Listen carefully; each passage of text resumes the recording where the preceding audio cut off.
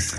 Eh bien, Lucie Vincent, on accueille Philippe Breneau qui va nous parler de l'homme nature. Et j'en profite pour rappeler cette phrase d'un ami chaman, Patrick Daquet, qui me dit toujours, pour revenir à sa nature, il faut se promener dans la nature. C'est très beau. Oui. C'est beau. Hein, c'est tellement juste. Oui. Brigitte, je vais vous faire un petit peu de philosophie des sciences. Moi, je dirais qu'on est à une époque où le corps et l'esprit sont souvent en compétition. Où l'un voudrait effacer l'autre, c'est très souvent le cas. Eh bien moi je voudrais m'interroger en tant qu'anthropologue sur la manière d'entretenir une bonne relation avec son corps et bien sûr avec son sexe. Alors si on prend un peu de recul... Ça fait partie du corps ? Apparemment, une partie du corps. Si on prend un peu de recul, dans les années 1970-80, on a noté une rupture dans la pensée qui était très déterministe parce qu'il y avait beaucoup d'avancées scientifiques auparavant, et c'est l'avènement de ce qu'on a appelé la pensée systémique. C'est qu'on va réfléchir en système, c'est l'écologie, c'est ce qu'on a appelé la psychosomatique. C'était des disciplines qui proposaient une vision globale du système. Alors la psychosomatique, ça m'a permis, en essayant de m'adapter au thème, chère Lucie, qui est évoqué aujourd'hui, la psychosomatique, j'ai même écrit qu'il n'existe plus réellement aujourd'hui. Personne ne prononce le nom, personne ne s'en réclame, et je pense que les plus jeunes ne l'ont même pas entendu. C'est dommage. C'est-à-dire ça a disparu dans la fin, en grande partie, il avait pour objet la compréhension des troubles psychiques, qui étaient occasionnés par des facteurs émotionnels ou psychiques. Des troubles physiques, occasionnés par les facteurs émotionnels ou physiques. La sexologie est une psychosomatique, parce que tous les troubles sexologiques sont en grande partie fonctionnels, certainement en lien avec des émotions, des événements de vie, ainsi de suite. En France, la psychosomatique a été en grande partie le fait de psychanalystes. C'est peut-être pour ça aussi que ça s'est affaibli. Qu'on l'a un peu rejeté. C'est possible. Mais on a pris conscience surtout, dans la décennie qui a suivi, que c'était beaucoup plus complexe. C'est-à-dire qu'il y avait des facteurs, oui, on en connaît, des facteurs émotionnels, psychologiques, des événements de vie, mais il y a aussi beaucoup de complexité, c'est-à-dire que c'est pas unicausal, il y a des choses de l'ordre du déterminisme, des facteurs génétiques, et ainsi de suite, et c'est vrai qu'à ce moment-là, ces gens qui ne voulaient pas entendre parler du corps, quelquefois, ont un peu lâché prise.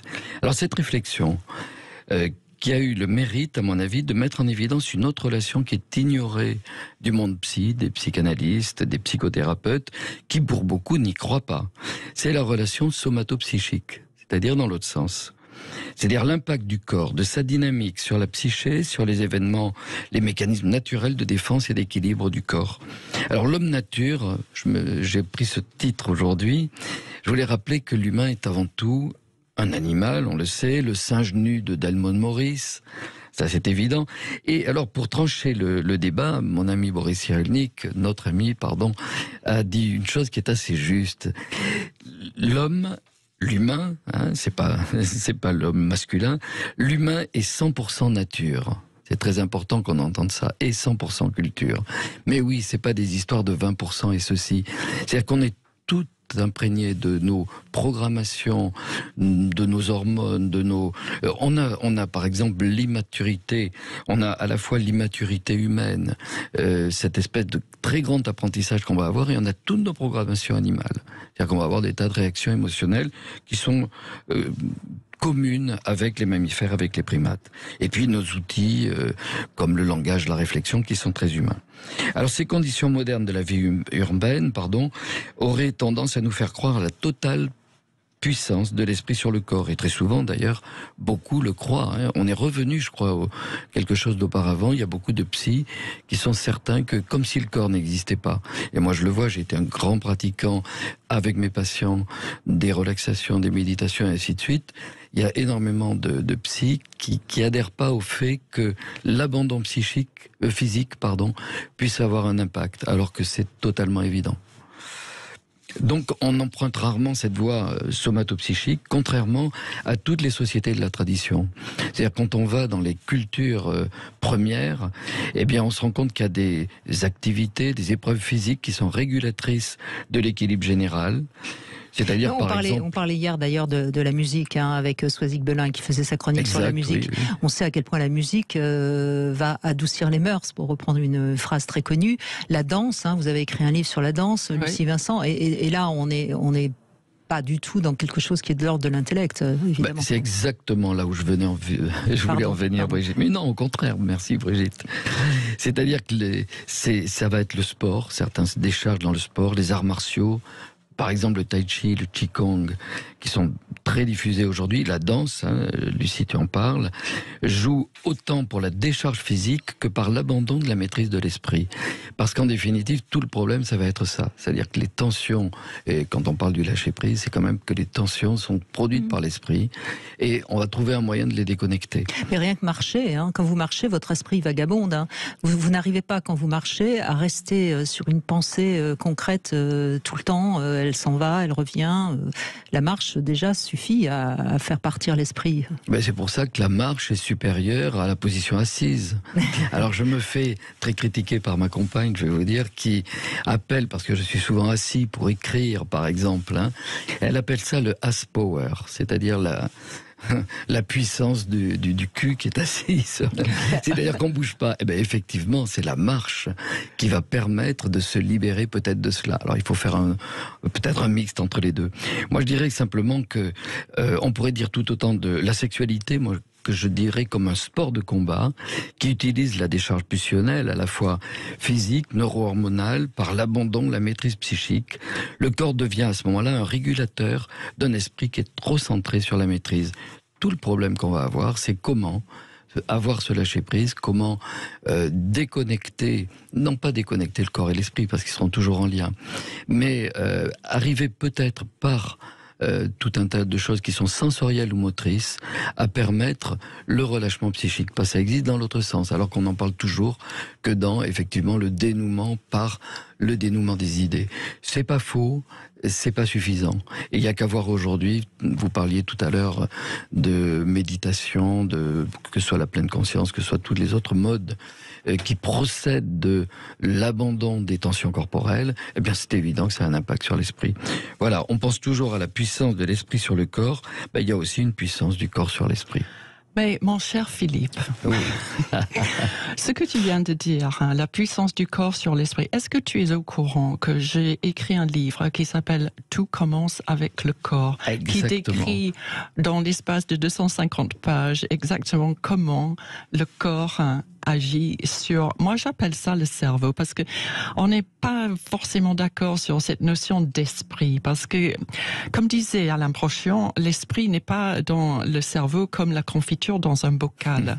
C'est quelque chose qui est créé au fur et à mesure de nos actions, nos interactions, notre vie, notre vécu.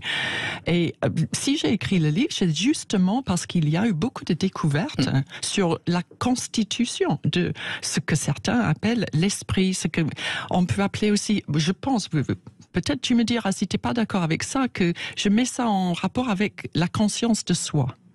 Pour toi, oui, c'est peut-être totalement différent. Quand on définit l'esprit, c'est quoi cet esprit? La conscience corporelle. La conscience de soi, on va dire, parce que les neurobiologistes en parlent comme ça. Et il y a eu ces travaux que tu connais de Antonio Damasio, de Bud Craig, qui ont isolé cette partie du cerveau qu'on appelle l'insula, justement, et qui joue un rôle primordial dans la fabrication de la conscience de soi. Enfin, après toutes ces années de recherche, on commence un petit peu à mettre le doigt dessus. Comment est-ce que ça se crée? Et c'est par toutes les informations qui viennent du corps, qui viennent de l'extérieur du corps par les systèmes sensoriels comme le toucher, la musique, l'odorat, tous les systèmes sensoriels, mais aussi les systèmes sensoriels à l'intérieur du corps, toutes les informations qui sont créées par le mouvement, d'où l'importance de toutes ces activités, etc. Toutes ces informations arrivent au cerveau, se concentrent dans cette partie qui s'appelle l'insula, et le croisement de toutes ces informations, c'est ça qui crée notre conscience de soi.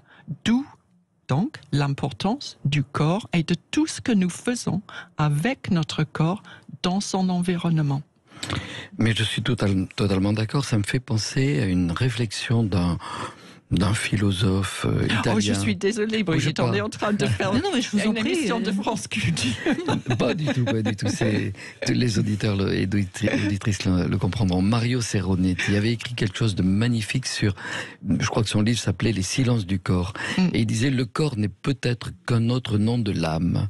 Et je trouve ça assez magnifique. Mais quand on revient au témoignage de Jérôme, on a bien compris entre le moment où il a pris conscience de son handicap et le moment où il est aujourd'hui, et je crois qu'il est encore en train de nous écouter, il n'a pas la même conscience de soi, de lui-même. Non, mais quand on commence... Et c'est bien par le corps que cette conscience de soi a évolué. Exactement. Et plus on commence à se concentrer sur son corps, à développer ses systèmes sensoriels. Et pour prendre un exemple très concret que tout le monde va entendre, il suffit d'avoir un accident corporel ou une maladie grave et on n'est plus le même. On a traversé. On n'est plus le même. Exactement. Non. Exactement. Non, on n'a pas le même. On peut être déprimé au lieu d'être joyeux. On n'écrit pas de la même façon. Son écriture change quand on. Absolument. Oui, absolument. On ne bouge pas de la même façon. C'est intéressant qu'on le dise de cette façon-là parce que pendant très longtemps, on a pensé qu'il n'y avait que l'esprit qui était une sorte de dominateur du corps. Mais quand on voit aujourd'hui comment on porte au nu l'intelligence artificielle, on peut se dire qu'on a encore du boulot. Hein. Mais on y travaille. Parce que l'intelligence artificielle, c'est justement... Mais il n'y a pas de corps. Hein. Donc, c'est bien pour ça que ne sera jamais un être humain. Il ne faut pas avoir peur de l'intelligence artificielle, mais il ne faut pas se laisser dominer par l'intelligence artificielle. Évidemment. On est bien d'accord. Oui, tout à fait. Oui. Bon. Merci beaucoup, Philippe Bruno. Bravo Philippe, encore une fois. Il est fort. Il est formidable. Il est formidable. Il est même écrivain maintenant. Vous savez qu'il a écrit un roman. Il vient de nous parler de l'éloge de la masturbation. Oh, mais c'était il y a longtemps. Non, mais le dernier, c'est un roman qui s'appelle Taxithérapie. Taxithérapie, ah oui. Ah, c'est un chauffeur de taxi psychanalyste. Ah ben oui, il y a forcément de la thérapie dedans. Yes. C'est un joli roman en tout cas.